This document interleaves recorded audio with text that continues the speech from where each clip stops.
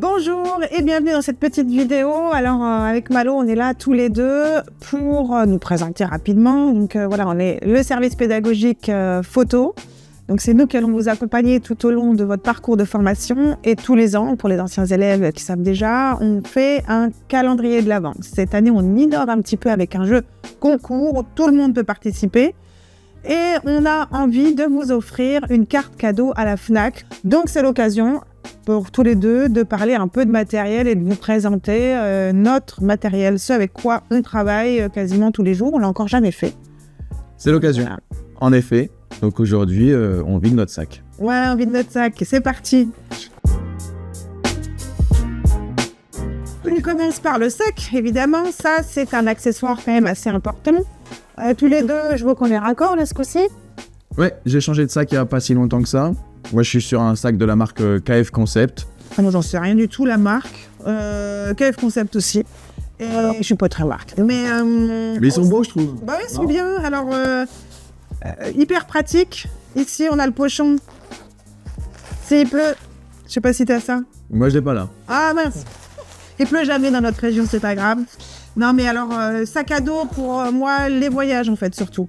Et puis j'ai des enfants, donc les enfants, le sac à dos, le sac en bandoulière avec l'argent, mes poches pour les clés, et on est parti pour toute la journée voir des vraies grandes vacances. Mais vous pouvez aussi opter pour le sac en bandoulière, où il y a même des sacs un peu banals. Quand on est en reportage, on a la baleine comme ça, on le fait glisser, hop, on sort l'appareil photo. Moi, ce qui m'a fait changer de sac, c'est surtout qu'avant j'avais un sac immense et j'avais juste l'impression d'être une grosse tortue avec un gros sac dans le dos. Donc là, c'est beaucoup plus pratique, beaucoup plus simple, efficace, et j'y mets autant de choses dedans. Donc voilà pour ce qui englobe notre matériel. Ah bon, on y va, qu'est-ce qu'il y a dedans? Qu'est-ce qu'il y a dans mon sac déjà? Comment il s'ouvre aussi le sac? C'est pas la même non, c'est pas la manière pour les deux.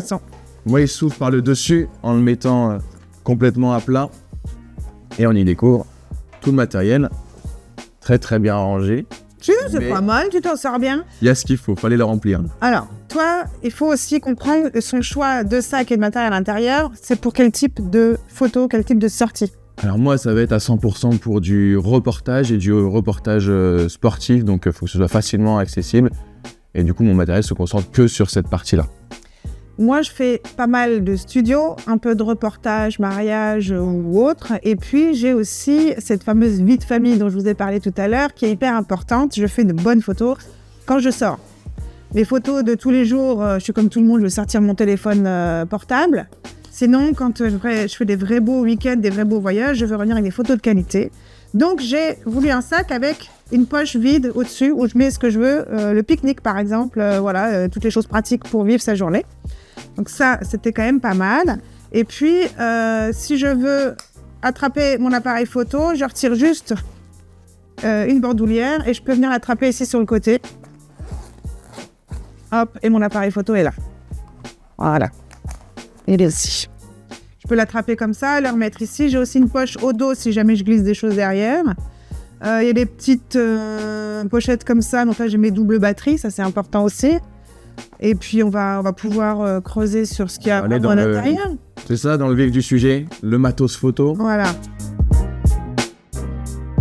Alors, la team Canon, même si on n'est pas spécialement pour Canon, toutes les marques sont bien. J'ai déjà eu quelques remarques d'élèves en disant « Mais moi, je ne suis pas chez Canon, comment on va faire pour discuter ?» Vous inquiétez pas, on discute de toutes les marques. Il se trouve que j'ai été pendant plus de 10 ans chez Nikon. Canon, puis Nikon, et puis je suis revenue chez Canon. C'est le hasard de plein de choses dans ma vie. Mais moi, je suis sur un Reflex 6D Mark II avec un objectif 24-105. Donc, c'est un zoom, c'était le pack qui allait avec, qui me convient très bien parce qu'il est assez polyvalent pour tout ce que je vous ai dit comme type de prise de vue. Et moi, je suis du côté de l'hybride. J'ai toujours été chez Canon. J'ai eu 3 boîtiers, 2 réflexes chez Canon. Et il n'y a pas longtemps, j'ai profité du Black Friday justement pour passer en hybride avec le R6 Mark II. Bien souvent couplé avec l'optique du 70-200-2.8. C'est une optique réflexe avec un boîtier hybride. Comment ça fonctionne? Tout simplement avec la bague d'adaptation qui nous permet donc de monter des optiques réflexes sur un matériel hybride. Oui, pour ceux qui ne comprennent pas et qui vont projeter un achat d'appareil photo, Il faut toujours penser la combinaison boîtier-objectif. La qualité de l'image se fait autant, voire plus par l'objectif, donc ne négligez pas cette partie-là. Il faudra juste comprendre que votre monture est spécifique. Elle est différente pour chaque marque. La monture, c'est ce qui est à l'intérieur qui permet d'accrocher l'objectif au boîtier. Et elle peut être aussi différente selon la taille du capteur, que ce soit aussi appareil photo, réflexe ou hybride. Donc, il faudra juste vérifier cette compatibilité-là. Parce qu'on est tous les deux en plein format. Oui. 6D et R6, on est sur du plein format Canon. L'idéal dans la majeure partie des domaines de la photo. Oui, alors même si la PSC, qui a un capteur un petit peu plus petit, est très bien et utilisée par pas mal de professionnels. Donc ça peut faire tomber un petit peu les prix pour ceux qui ont peur du budget. C'est ton objectif préféré dessus? Ah oui, oui. Est-ce qu'il y en a d'autres? Moi, j'en ai pas d'autres. Moi, j'achète jamais de matériel, enfin très très peu. J'ai aussi à côté un trépied. Celui-là, je l'ai acheté quand j'étais étudiante. Donc c'est même une arme très dangereuse. Parce qu'il est hyper lourd. Je vais vous le sortir après. Donc celui-là, il a 25 ans. Le boîtier, j'ai dû tout changer pour... il y a combien de temps? Il y a 5 ans. Le sac, je l'ai changé il y a 1 an parce que celui que je traînais depuis 20 ans, ça y est, il était muerté. Il fallait absolument le changer. Et j'ai un flash Cobra à l'intérieur. Je vais vous sortir tout de suite d'ailleurs. Parce que ça, pour mes reportages, c'est quand même super important. J'ai un flash Cobra. J'en ai eu un avant celui-là, qui a eu un petit accident de parcours. Il s'est explosé par terre. Donc, j'ai été forcée de changer. Sinon, je préfère ne pas changer. J'achète très peu. Donc voilà. Donc, il y a encore le petit capuchon dessus pour diffuser un petit peu. Donc, c'est un objectif Cobra, un flash Cobra avec la tête qui est pivotante dans tous les sens chez Canon, que je peux mettre sur la griffe ou en déporter. Et ça va me servir à diffuser un petit peu la lumière dans tous les sens. Donc ici, par exemple, on pourrait utiliser le plafond ou les murs sur les côtés pour avoir une lumière un peu indirecte aussi. Ça me sert beaucoup, surtout pour mes week-ends mariage. Voilà, je vois que tu as un autre objectif. Toi, tu parles de J'ai plusieurs optiques, c'est ça. Là, je vous ai monté tout de suite mon optique préférée. Le 70-200 pour du portrait, pour du reportage, en étant proche, en étant éloigné des sujets. Franchement, c'est un objectif must-have, un objectif à avoir, le 70-200. Donc, je te le conseille pour Noël, Candice. Si tu as envie de te faire un petit plaisir. C'est vrai. Mais c'est pas le seul. Dans mon sac, j'utilise pour tout ce qui est sport, où les sujets sont un peu plus lointains. J'utilise le 100-500 qui, une fois déplié, complètement, on impose un petit peu, un peu plus lourd. C'est pour ça que je vois que toi, tu es au trépied. Moi, je ne l'ai pas actuellement sur moi, mais j'ai un monopode, un trépied à un seul pied, qui permet justement de reposer le matériel sur ce monopode et pas avoir mal à l'épaule après des heures de shooting. Donc ce 100-500, c'est un objectif pour les boîtiers hybrides de chez Canon avec la monture RF, parce que chaque boîtier a une monture spécifique. Ce ne sera pas la même d'un Canon réflexe à un Canon hybride, à un Sony, à un Nikon, à un Fujifilm. Donc il faut bien faire attention à la monture des optiques et du boîtier pour que ce soit compatible. Un petit peu comme les Lego, il faut que ça puisse s'emboîter. Et si je devais donner les deux avantages de cette optique-là, aller chercher à 100 mm, et à 500 mm, donc une polyvalence incroyable. Il n'est pas si lourd que ça, comparé à d'autres optiques de ce calibre-là. Il fait partie des grands blancs de chez Canon, les objectifs professionnels de la marque. Deux défauts de ce boîtier-là, son ouverture, quand je suis à 500 mm, j'ouvre uniquement à 7.1. Et le deuxième défaut, son prix qui est assez élevé, même si c'est un grand blanc de chez Canon, les objectifs professionnels de la marque. Oui, mais toi, tu as investi parce que c'est vraiment ton métier, tu vas rentabiliser tout ça. D'ailleurs, c'est ce qu'on conseille pour n'importe quel type d'achat, de l'accessoire à quelque chose de bien plus important comme ça et décisif pour la qualité de vos images. Pensez en investissement, même si c'est pour vous faire plaisir, essayez de vous dire quel type de prise de vue je fais le plus souvent et qu'est-ce qui va me plus servir, soit pour être plus productif, soit pour être plus qualitatif, soit les deux. Et à ce moment-là, ça vaut le coup. Le temps que vous réfléchissez à tout ça, vous allez quand même pratiquer un petit peu et du coup affiner votre choix. Vous serez plus certain de ce qu'il vous faut. Et je reste dans les optiques. Oui.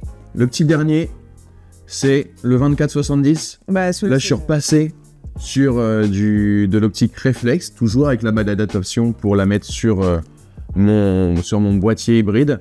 24-70 2.8, idéal pour du reportage, idéal pour de l'immersion au cœur d'un reportage en étant proche de nos sujets.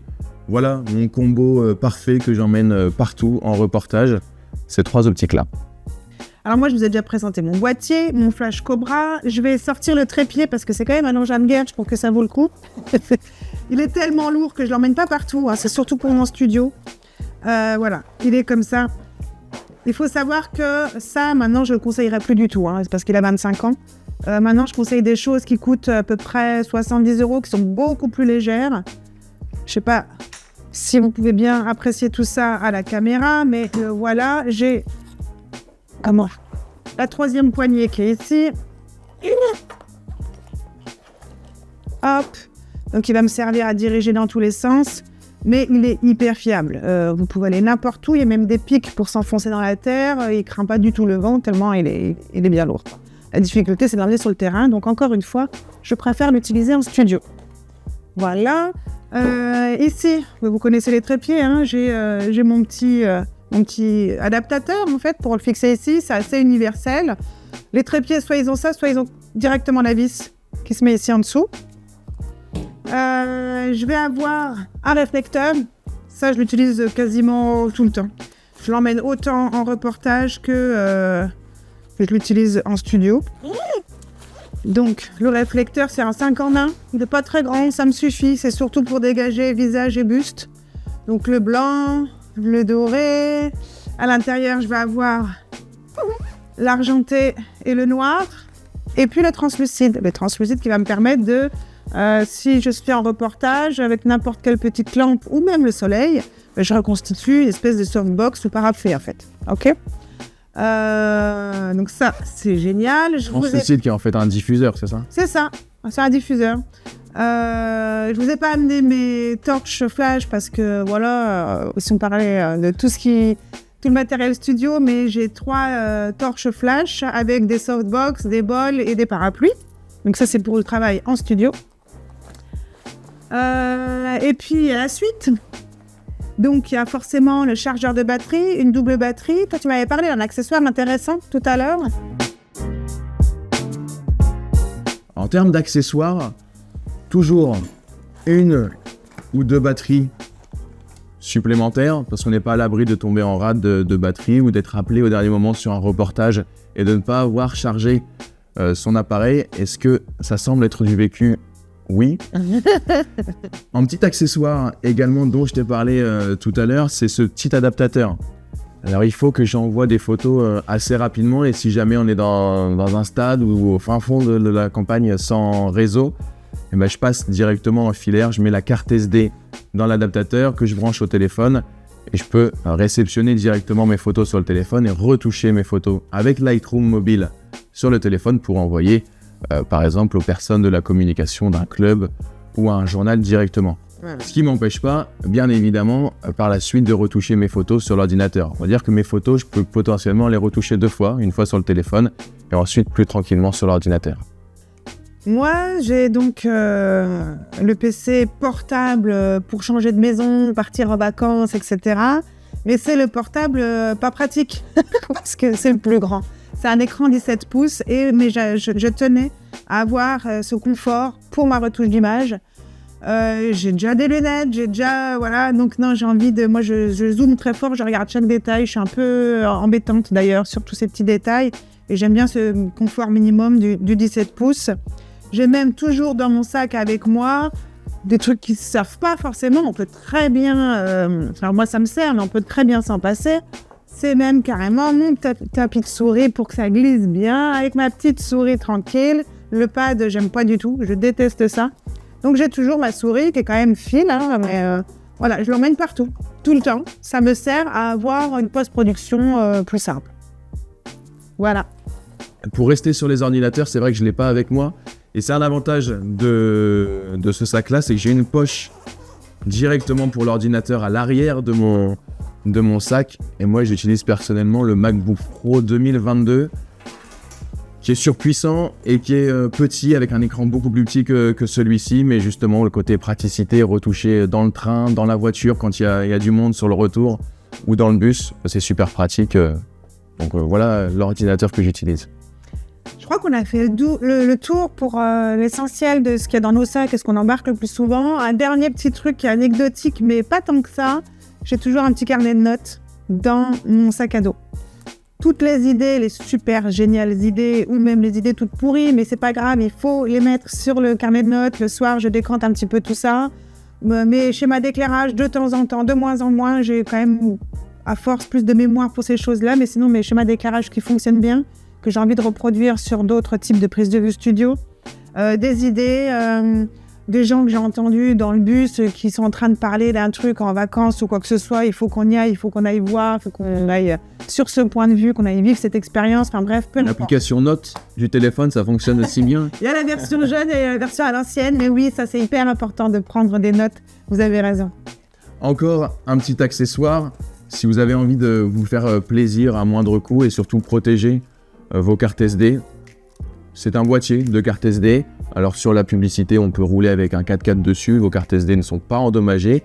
Et surtout, au-delà de la carte SD, vos données à l'intérieur de la carte SD ne sont pas endommagées. Donc voilà, ça coûte quelques euros et ça peut sauver un reportage. On n'a pas parlé tout simplement des cartes mémoire. Ça, c'est important d'en avoir plusieurs aussi. Oui, moi j'en ai plusieurs. Ouais. Au sein même du boîtier, en fonction des boîtiers, on peut des fois mettre 2 cartes SD à l'intérieur, ce qui permet d'avoir une sécurité. Alors soit on peut avoir 2 fois plus de stockage, soit on peut avoir 2 fois la même chose, mais du coup sur 2 cartes SD différents, ce qui rassure quand même un petit peu. Moi, d'ailleurs, je préfère les cartes SD de contenance, on va dire moyenne, c'est déjà pas mal. Je peux faire toute une demi-journée, par exemple, en reportage, plutôt qu'une grosse carte SD. Je préfère en avoir plusieurs petites, ça va me sécuriser sur le fait que s'il y en a une qui grille, s'il y a un transfert, voilà, s'il y a quoi que ce soit, j'ai sauvegardé, j'ai sauvé au moins la moitié de tout mon travail, ça me sécurise. Voilà, donc merci beaucoup pour votre attention. C'était l'occasion de parler un petit peu de nous au travers du matériel, de vous donner peut-être des idées. C'était un bon cadeau pour un petit coup de pouce, pour des accessoires ou peut-être pour compléter un budget un petit peu plus important. N'hésitez pas à nous appeler si vous avez besoin d'aide pour faire ces choix. Ça sera avec plaisir qu'on vous aidera. Merci et à bientôt. Salut!